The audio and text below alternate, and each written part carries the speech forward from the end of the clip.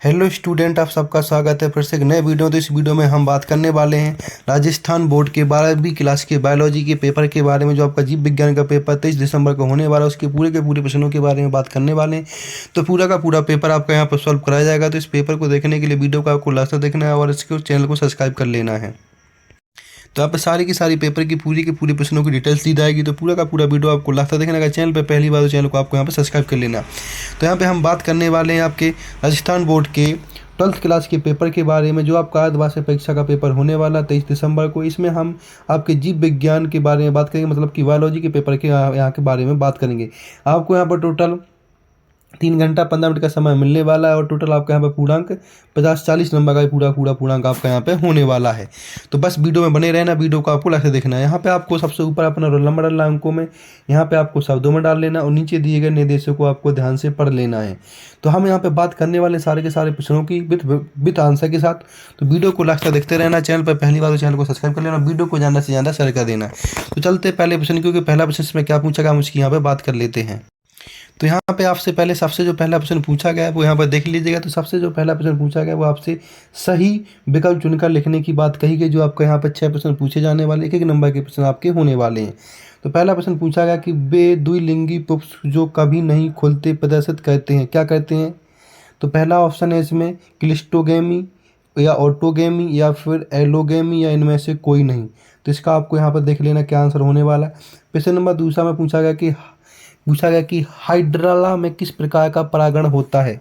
कीट के आत्म परागण, वायु परागण या स्वयं परागण या फिर जल परागण। तो दूसरे में आपको इसको देख लेना, इसमें क्या होने। प्रश्न नंबर तीसरे में पूछा गया कि कितने द्वितीय शुक्र कोशिकाओं से 200 शुक्राणु बनेंगे? तो किससे? 100 से, 400 से और या 200 से या 50 से। तो प्रश्न नंबर तीसरे को आपको अच्छे से देख लेना। प्रश्न नंबर चौथा पूछा गया कि IVF में क्या किया जाता है? तो पहला ऑप्शन है 16 कोरक खंडों वाले भूषण को फिलोपियन नली में हस्तांतरण किया जाता है। दूसरा ऑप्शन है अंडाणु को फिलोपियन नली में हस्तांतरण किया जाता है। तीसरा पूछा गया कि युग्म नज को फैलोमिन नली में हस्तांतरण किया जाता है या फिर युग्म नज को युग्म नज को गर्भाशय में हस्तांतरण किया जाता है। प्रश्न नंबर 4 है आपका। प्रश्न नंबर यहाँ पे 5 में पूछा गया कि पुरुषों के बाध्यकरण की विधि क्या होती है?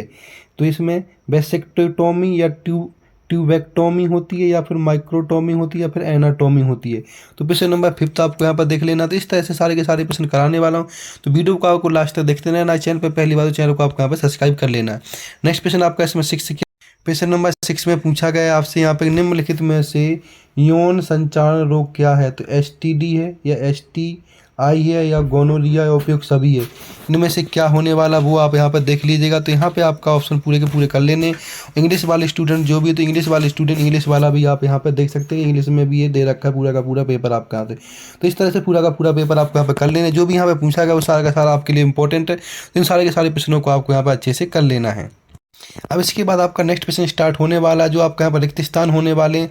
देख सकते हो। तो दूसरा प्रश्न पूछा गया, जिसमें पूछा गया रिक्त स्थानों की पूर्ति कर लिखिए। जो यहाँ पर 1 नंबर का एक प्रश्न होने वाला, तो 6 प्रश्न इसमें आपसे पूछे जाने वाले।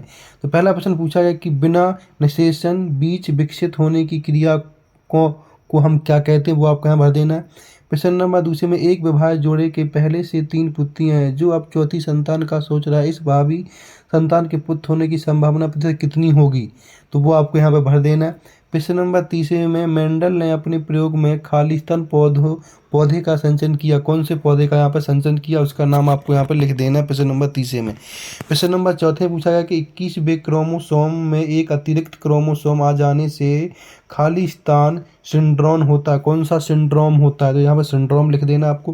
प्रश्न नंबर 5 में DNA के ओकाजाकी खंडों को परस्पर जोड़ने का कार्य करने वाला एंजाइम कौन सा होता है? इस एंजाइम के बारे में आपको यहाँ बता देना है।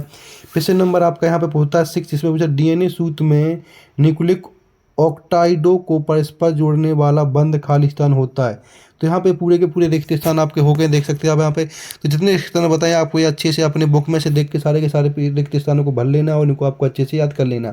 अब जो भी स्टूडेंट इंग्लिश वाला, तो इंग्लिश वाला स्टूडेंट नीचे दिए गए इंग्लिश का भी पूरा देख सकता है, जो आपके लिए बहुत इंपॉर्टेंट होने वाला है। तो यहाँ पे इंग्लिश वाले स्टूडेंट सारे के सारे प्रश्नों को देख सकते हैं इंग्लिश वाले स्टूडेंटों के लिए भी ये इंपॉर्टेंट हो गए होने वाला है।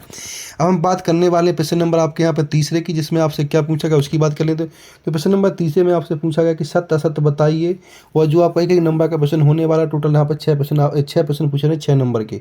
तो पहला प्रश्न पूछा गया कि अपशेषी अंग शरीर में पाए जाने वाले कार्य विहीन अंग बताइए। प्रश्न नंबर दूसरे में समवर्ती अंग ऐसे अंग हैं जो समान कार्यों के संपादन के कारण असमान दिखाई देते हैं, तो दूसरे को आपको देख लेना सत्य असत्य। प्रश्न नंबर तीसरा, विडाल परीक्षण टाइफाइड की जांच के लिए किया जाता है, सत्य या असत्य। तो प्रश्न नंबर तीसरा। प्रश्न नंबर चौथा, गोनोरिया रोग निसेरिया गोनेरियाई जीवाणु के द्वारा होता है, सत्य या असत्य, इसके बारे में बता देना। प्रश्न नंबर आपसे यहाँ 5th में जगह, सूक्ष्म जीवी सर्वव्यापी होते तथा अलग अलग प्रकार के होते हैं, अलग अलग प्रकार में पाए जाते हैं, ये बात सही है गलत ये आपको यहाँ बता देनी है। प्रश्न नंबर 6 में पूछा गया कि व्यावसायिक पैमाने पर सूक्ष्म जीवियों को पैदा करने के लिए बड़े बर्तन की आवश्यकता होती है, जिसे फर्मेंटर कहते हैं। तो आपके यहाँ पे पूरे के पूरे सत्य असत्य हो गए। इन सत्य असत्य को आपको अच्छे से याद कर लेना है। इन सारे के सारे प्रश्नों को आपको अपनी बुक में देख के इन सब के आंसर आपको यहाँ पे भर लेने हैं, या आप PDF के माध्यम से इन सब के सब आंसर देख सकते, जिसका आपका लिंक डिस्क्रिप्शन में मिल जाएगा। और यहाँ पे इंग्लिश में दे रखा है सत्य तत्व, तो इंग्लिश वाले स्टूडेंट भी इसको देख सकते हैं अच्छे से। तो इंग्लिश स्टूडेंट वालों के लिए भी एकदम इंपॉर्टेंट हो गया, तो इंग्लिश वाले स्टूडेंट भी इसको अच्छे से देख सकते हैं। इसके बाद प्रश्न नंबर आपका 4th स्टार्ट हो, जिसमें 4th प्रश्न में पूछा गया कि सही जोड़ी बनाइए, जिसमें कॉलम A और कॉलम B को मिला देना। तो यहाँ पे पूरे के पूरे 5 प्रश्न पूछे गए, जो एक नंबर के 5 प्रश्न आपके यहाँ पे होने वाले। तो यहाँ पे आपको मैचिंग मिला लेनी है, और यहाँ पे इंग्लिश वाले स्टूडेंट भी मैचिंग को अच्छे से मिला सकते हैं। तो इस तरह से आपकी मैचिंग भी पूरी की पूरी हो जाती है। इन सारे के सारे प्रश्नों को आपको यहाँ पर अच्छे से कर लेना है। इसके बाद आपका प्रश्न नंबर यहाँ पे 5th स्टार्ट हो गया, जिसके अंदर आप में एक वाक्य में उत्तर पूछे गए हैं। जो आपके 5 प्रश्न पूछे गए हैं, जो एक नंबर के आपके यहाँ पे प्रश्न होने वाले, तो इनको भी आपको अच्छे से पढ़ लेना है। पहला प्रश्न पूछा गया कि प्रथम ट्रांसजेनिक फसल का नाम लिखिए। दूसरा पूछा गया BT कपास में हस्तांतरित कीट रोधी प्रोटीन का नाम क्या है। प्रश्न नंबर तीसरे में GMO का नाम लिखिए। प्रश्न नंबर 4 में जलीय परितंत्रियों में उत्पादकता के लिए सीमाकारी कारक के रूप में काम करने वाले कारक का नाम लिखिए। प्रश्न नंबर 5 में जैव भार का उल्टा पिरामिड किस परितंत्र में पाया जाता है। तो प्रश्न नंबर आपके एक वाक्य वाले पूरे के पूरे 5 प्रश्न होंगे। इन पाँचों के प्रश्नों के उत्तर आपको याद कर लेने, जो आपके पेपर के लिए यहाँ पे इंपॉर्टेंट होने वाले हैं। इसके बाद प्रश्न नंबर आपसे 6 पूछा गया, जिसमें देख सकते हैं जो आपका 2 नंबर का प्रश्न होने वाला है। इसमें 2 प्रश्न पूछे जाने वाले, दोनों में से कोई एक प्रश्न आपको यहाँ पे कर लेना है। तो यहाँ पे देख सकते हैं जिसमें फिजिक्स में 6 वाले में पहला प्रश्न पूछा गया, इसमें पूछा गया कि जन्म दर और मृत्यु दर को परिभाषित कीजिए, या फिर अथवा वाला प्रश्न कैसे, जिसमें निम्न में के पूर्ण रूप लिखिए। तो इनका आपको पूरा का पूरा नाम लिखना, चारों के चारों का, ठीक है। इसके प्रश्न नंबर 7 देखिए, इसमें पूछा गया कि समवर्ती अंग किस प्रकार अभिसारी विकास का निरूपण करते हैं, स्पष्ट कीजिए। या फिर आप यहाँ पे अथवा वाला प्रश्न कैसे, जिसमें पूछा गया अथवा में कि समजात अंग किस प्रकार अभिसारी विकास का निरूपण करते हैं, स्पष्ट कीजिए। तो इस तरह से आपको ये 6 और 7 में अथवा वाले प्रश्न दे रखे हैं, जो 2 नंबर के प्रश्न होने वाले हैं। प्रश्न नंबर 8 देखेंगे। प्रश्न नंबर 8 में पूछा गया कि बायोगैस की घटक गैसों के नाम लिखिए, या फिर अथवा में माइकोराइजा के सहजीवी घटकों के नाम लिखिए। तो इन दोनों में से कोई एक प्रश्न कर लेना, 2 नंबर आपके यहाँ से पक्के हो जाते हैं। प्रश्न नंबर 9 की बात करेंगे। 9 में क्या पूछा गया वो देख लीजिएगा। तो यहाँ पर प्रश्न नंबर 9 में आपसे पूछा गया वो देख लिए। प्रश्न नंबर 9 में पूछा गया कि बाहित मल क्या है, यह हमारे लिए हानिकारक क्यों है, इसके 2 कारण बताइए। या फिर अथवा में BOD को स्पष्ट कीजिए, BOD के बारे में आपको एक्सप्लेन करना है। प्रश्न नंबर 10 में DNA पुनर्संयोजन तकनीक है, इसके बारे में बताइए। फिर अथवा वाला प्रश्न इसमें पूछा गया कि जैव प्रौद्योगिकी प्रयोग में जीन गण की भूमिका स्पष्ट कीजिए। इन दोनों में से कोई एक प्रश्न आपको यहाँ पे कर लें। तो इस तरह से आपके पूरे के पूरे प्रश्न होते हैं, और भी जो प्रश्न बताए वो भी हम वीडियो के आगे बता रहे हैं। तो वीडियो को लास्ट तक देखते रहना। चैनल पर अगर पहली बार चैनल को आपको यहाँ पर सब्सक्राइब कर लेना है। तब प्रश्न नंबर आपसे 11 नंबर प्रश्न पूछा। 11 नंबर प्रश्न में आपसे पूछा गया कि क्या होता हूँ किसी के क्षेत्र में जैव प्रौद्योगिकी के 2 अनुप्रयोग लिखिए। या फिर अथवा वाला प्रश्न कहते हैं, जिसमें पूछा गया कि क्या होता हूँ पूछा गया इसकी आपको यहाँ पे परिभाषा बता दें। प्रश्न नंबर 12 में सकल प्राथमिक उत्पादकता के बारे में लिखिए। या फिर अथवा में पूछा गया आपसे घास के मैदान के परितंत्र में खाद्य जाल के रेखाचित्र बनाइए। तो इस तरह से 12 नंबर प्रश्न भी पूरा कर लेना आपको। प्रश्न नंबर आपसे 13 पूछा गया, जिसमें पूछा गया कि खाद्य श्रृंखला एवं खाद्य जाल में 3 अंतर बताइए। या फिर विभिन्न पोषी स्तरों में ऊर्जा का प्रवाह एक देशीय अच क्रिया होता है स्पष्ट कीजिए। तो इस तरह के आपको दोनों में से कोई एक प्रश्न करना होता है, तो इनको आप आराम से कर सकते हैं अच्छे से। प्रश्न नंबर आपको यहाँ 14 देखना है। 14 नंबर प्रश्न पूछा गया कि द्वि द्वि निषेचन एवं क्या बताऊँ संलग्न को स्पष्ट कीजिए। या फिर अथवा वाला प्रश्न जिसमें पूछा गया कि बहुभूणता क्या है, इसे व्यवसाय के रूप में कैसे कैसे। तो इन दोनों में से कोई एक कर लें। जो आपके यहाँ पर 3-3 नंबर के प्रश्न होने वाले हैं, जो आपके 3 नंबर आपके यहाँ पर पक्के हो जाते हैं। जितने प्रश्न बताए वो सारे के सारे प्रश्न इंपॉर्टेंट, सारे के सारे प्रश्नों को आपको यहाँ पर अच्छे से करके जाना है।